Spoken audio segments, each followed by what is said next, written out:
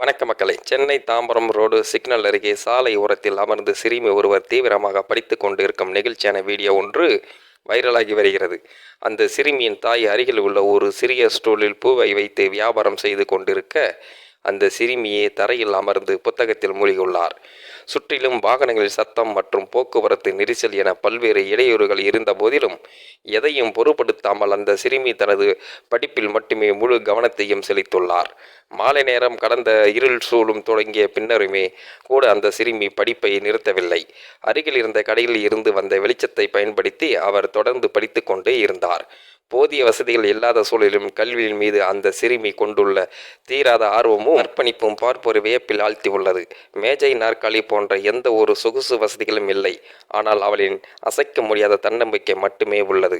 அனைத்து வசதிகளும் இருக்கும் படிக்க தயங்கும் குழந்தைகளுக்கு மத்தியில் மிக குறைந்த வாழ்வாதாரம் சூழலிலும் சாதிக்க துடிக்கும் இந்த சிறுமியின் கதை பலருக்கும் வாழ்க்கை பாடமாகவும் ஊக்கமாகவும் அமைந்துள்ளது. மக்கள், இந்த மாதிரியான அதிசய சம்பவத்தை பற்றி நீங்கள் என்ன நினைக்கிறீங்க அப்படிங்கிறத மறக்காம உங்களோட கருத்துக்களை கமெண்ட் பாக்ஸில் சொல்லிடுங்க.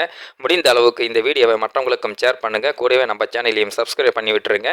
தேங்க்யூ ஃபார் வாட்சிங். இது போன்ற செய்திகளை உடனுக்குடன் நீங்கள் தெரிந்து கொள்ள மறக்காமல் எங்களுடைய சேனலை சப்ஸ்கிரைப் செய்யவும், கூடவே பக்கத்தில் வரும் பெல் ஐக்கானையும் கிளிக் செய்யவும். மக்களை,